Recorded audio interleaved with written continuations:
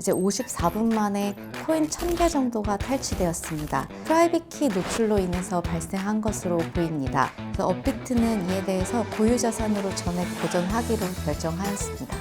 법적 의무로 제도화되어 있습니까? 아니면 업비트의 자발적인 조치인가요?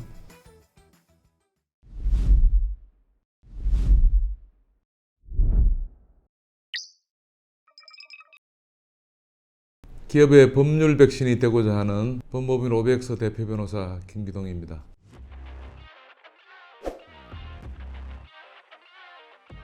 오늘은 가상자산 거래소 해킹 사건에 대해서 말씀을 드리고자 합니다.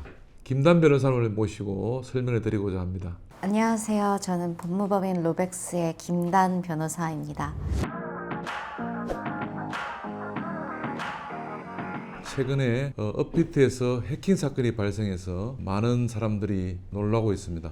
우리나라 가상자산 거래하시는 분들이 가장 많이 이용하는 거래소가 업비트입니다. 먼저 오늘의 논의의 주제인 업비트 해킹 사건에 대해서 간단하게 설명을 좀 다시 해주시죠. 네, 업비트 해킹 사건 같은 경우는 이제 54분 만에 코인 1000개 정도가 탈취되었습니다. 그래서 아직 정확한 사건 경위는 확인되지 않았는데 이제 프라이빗 키 노출로 인해서 발생한 것으로 보입니다. 이제 솔라나는 180억 상당, 이제 패치 펌킨과 오피셜 트럼프 코인, 솔라나 기반의 USDC 상당수가 탈취되었습니다. 그래서 업비트는 이에 대해서 고유자산으로 전액 보전하기로 결정하였습니다. 이번에 업비트에서 신속하게 조치를 한 점은 높게 평가하고 싶습니다. 평소에 거래소에서 고객 자산을 보호하는 시스템을 갖추고 있지 않겠습니까? 그 구조에 대해서 한번 좀 설명해 주시죠.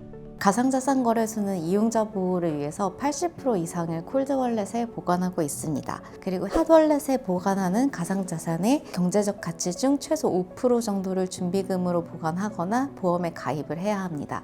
일반인들은 핫월렛, 콜드월렛 이게 또 개념을 잘 모를 수도 있으니까 한 번 더 설명해 주시죠.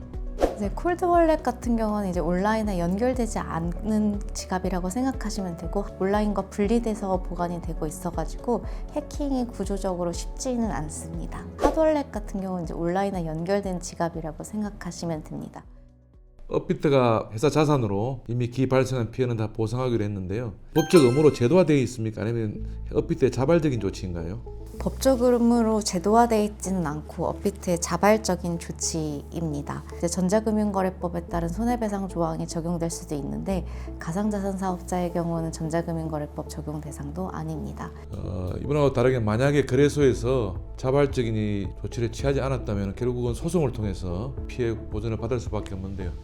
그러려면 어떤 요건이 있어야 피해 보전이 가능할까요? 거래소가 법에서 정한 보호 조치를 충실히 이행했다는 점을 입증을 해야 하고요. 가상자산 이용자 보호법 같은 경우는 상세한 의무가 규정되어 있지는 않아서 이제 일반적인 의무를 요구할 것 같습니다. 고객에게 고의 또는 중대한 과실이 없어야지 배상 책임이 인정돼서 고객에게 일부라도 고의 또는 중대한 과실의 행위가 있었다면 고객에게 일부 책임이 인정될 수 있습니다. 만약에 해킹이 우리 거래소에서는 최선의 조치를 다했는데 불가항력적으로 발생했다. 이렇게 재판에 가서 항변을 하면은 그게 법원에서 받아들여질 수 있을까요? 제 생각에는 해킹이 불가항력적으로 발생했다는 주장은 인정되기는 쉽지는 않을 것 같습니다. 이제 불가항력이라는 건 거의 천재지변에 준하는 조치여야 하는데 이제 해킹 같은 경우는 그 수준에 달하기까지는 굉장히 어려울 것으로 예상됩니다. 그래서 그냥 거래소는 해킹을 막기 위한 기술적 관리적 보호 조치를 어느 정도 진행했는지에 따라서 과실 비율이 결정되지 않을까라고 생각합니다. 만약에 해킹 사건이 발생했는데 거래소가 그걸 숨긴다든지 아니면 적시 알리지 않으면 법률을 위반하거나 또 책임을 질 만한 사항이 됩니까? 정보통신망법은 이제 해킹 사고에 대해서 즉시 신고할 것을 규정하고 이에 대해서 신고하지 않는 경우 과태료를 부과하고 있습니다. 다만 전자금융거래법으로 들어가는 경우에는 24시간 이내에 신고하도록 규정하고 있습니다. 업비트 신고가 한 6시간 정도 지연됐다고 하는데 이제 새벽에 일어난 사건이어서 빠르게 대응한 것으로 보입니다. 예, 알겠습니다. 거래소는 사기업이지 않습니까?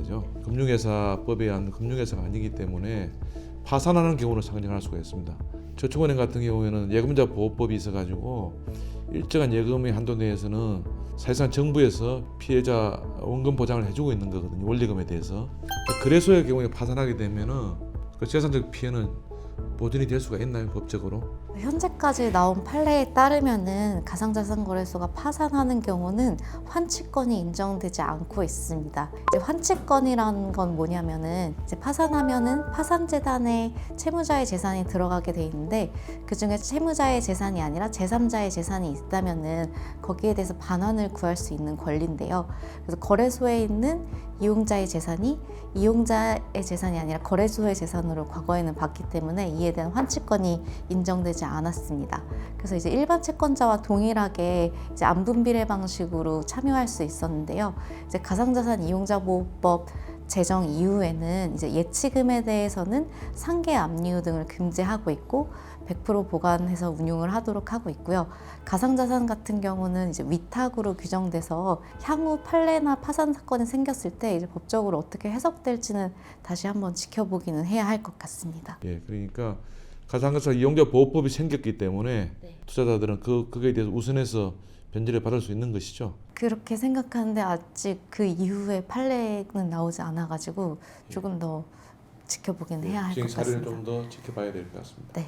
그리고 이런 해킹 사건은 사실 해외 거래소에서 여러 가지 대형 사건들이 많이 발생했습니다. 그죠? 최근에 발생했던 바이비트 해킹 사건이라고 제가 언론 보도를 봤는데요. 그 사건이 어떤 것인지 좀 설명해 주세요. 글로벌에서 한 2위 정도의 유동성을 가진 바이비트라는 거래소에서 해킹이 발생했는데요. 피해 규모는 14억 달러에서 15억 달러 해가지고 2조 원 규모로 알려져 있고요. 이 해킹으로 인한 코인런이 40억 달러 한 5조 정도 발생했다고 알려져 있습니다. 훨씬 큰 훨씬 규모입니다. 큰 사건이네요. 네. 바이비트 해킹 사건은 피해 변상이 다 이루어졌습니까? 제가 알기로는 그때 중국계 자본에서 조달을 받아서 피해 변상을 한 것으로 알고 있습니다. 그리고 거래소가 회사 돈으로 다 변상을 한 거네요. 네, 그죠? 거래소가 책임진 것으로 알고 있습니다. 업비트하고 비슷한 네. 조치가 이루어졌네요.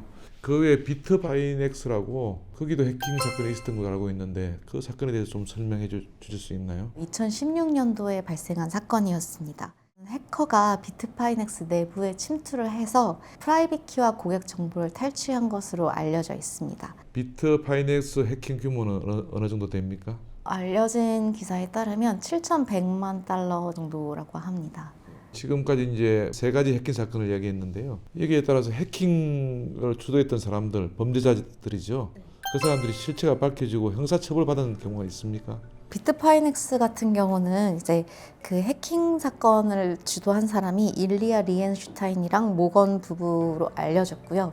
이 사람들은 이제 결정문에 따르면 자금 세탁 방지 위반에 대해서 이제 유죄를 인정했습니다. 다수의 계정을 개설하고 이제 다크넷과 믹서를 통해서 자금 흐름을 감춘 혐의에 대해서 5년형을 부과받았습니다. 그러면 그들이 해킹했던 가상자산은 다 몰수를 했나요? 거의 다 몰수한 것으로 알려졌고요. 그래서 가상자산 경우에는 이제 개인 지갑으로 넘어가면 몰수하기가 어려운데 이 경우 같은 경우는 이제 플리바게닝이라고 해서 이제 유죄 인정과 수사 협조를 전제로 감형을 받는 미국의 제도를 통해서 유죄를 인정하고 수사를 협조해서 감형을 받았습니다. 또 수사기관은 영장을 통해 클라우드 서비스에 접근을 해서 해커들의 클라우드 스토리 계정에 보관되어 있던 지갑 주소와 비밀번호 스프레드시트를 통해서 피해 가상자산을 회복했습니다.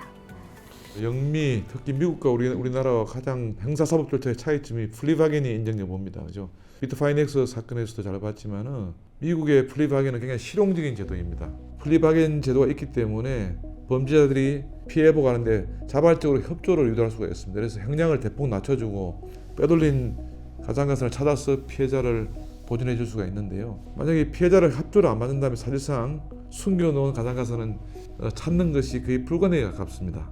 이 가상자산 어떤 범죄로 피해가 발생하게 되면은 중형을 선고받기 위해서 형사처벌하는 것도 중요한 가치이긴 하지만은 그보다 국민의 입장에서는 피해 보전이 우선 아니겠습니까? 그런 부분에 대해서도 진지한 검토가 필요할 것으로 보입니다. 테라 루나 사건의 건도영이 지금 미국 뉴욕 연방검찰청에서 재판을 받고 있는데요. 도피 중에는 50년, 100년 이야기가 나왔습니다. 건도영 피고인이 숨겨놓은 비트코인을 다 미국 정부 당국에 제출하는 조건으로 플리바겐이 이루어진 것으로 지금 보도가 되고 있습니다. 그래서 어떤 것이 맞는 가치인지는 모르겠지만은 피해자 보호 측면에서 충분히 플리바겐 제도 도입을 검토할 가치가 있다는 생각이 듭니다. 또 플리바게닝을 한다고 해서 꼭 다 해야 되는 건 아니고 이제 검사님이 판단하셔가지고 할 수 있는 범죄와 안 할 수 있는 범죄도 구별하실 수 있는 걸로 돼 있어가지고 네. 미국의 플리바겐 제도라는 거는 플리바겐을 한다고 해서 검사가 다 받는 건 아닙니다. 플리바겐의 대전제는 검사가 요구하는 모든 자료를 숨김없이 검사한테 제출하는 걸 전제로 하고 있습니다. 검사가 요구하는 진실에 협조할 의무를 전제하에서 형량을 정하는 것이기 때문에 그렇게 허술하게 이용되는 건 아닙니다. 또 중요한 거는 나중에 판사한테 컨펌을 받아야 됩니다. 검사가 또 임의를 할 수 있는 것도 아닙니다. 우리도 결국은 지금 사법 비용이 많이 들고 있지 않습니까? 웬만한 범죄에 대해서 당사자가 부인하면은 대법원 확정까지 4년 5년씩 가고 있거든요. 그런 측면에서도 플리바겐 도입을 진지하게 한번 저는 검토해야 된다고 생각을 하고 있습니다. 오늘 여러 가지 가상자산 해킹에 대해서 이야기 설명을 드렸는데요. 가상자산 이용자들의 피해를 막기 위해서 제도적 예방책이라고 할까요? 어떤 것들이 있을까요? 한번 개념을 말씀해 주시죠. 최근 가장 많이 논의되고 있는 거는 이제 FIU에서 이제 범죄의심 계좌 선정지 제도 도입을 준비하고 있는 것으로 알려져 있습니다. 그래서 현재 가상자산 이용자 보호법 체계에서는 영장 없이 뭐 경찰서의 공문 등으로는 6개월 이상 정지할 수 없고 2개월씩 해서 최대 3번까지만 연장이 가능하고요. 또 거래소의 입장에서도 이제 영장 없이 고객의 개인적인 재산에 대해서 제한을 가하는 것에 대해서 굉장히 부담을 많이 느끼고 있습니다. 그래서 지금 FIU에서 논의되는 것처럼 이제 범죄 수익을 동결 몰수해서 초기에 자금을 통제하는 것이 이제 피해 구제를 위해서 굉장히 중요한 방법이고 범죄 의심 계좌를 선제적으로 정지할 수 있는 제도가 지금 논의 중에 있는 것으로 알고 있습니다. 꼼꼼하게 자세하게 잘 설명해 주셨습니다. 지금 가상자산 거래는 현실이 되고 있습니다. 지금 국회에서 디지털 자산 기본법 등 입법들을 지금 논의 중에 있는 것으로 알고 있습니다. 가상자산 거래소에 대해서도 사고가 생겼을 때 투자자, 이용자들이 보호를 위한 부분도 진지하게 검토해 주셨으면 합니다. 저희들이 설명에 대해서 궁금하시거나 그 외에 또 다른 사항이 궁금하신 게 있으면 댓글에 남겨주십시오. 다음번에 더 자세히 설명을 드리겠습니다. 기업의 법률 백신이 되고자 하는 로벡스의 대표 변호사 김기동 김단이었습니다. 감사합니다. 감사합니다.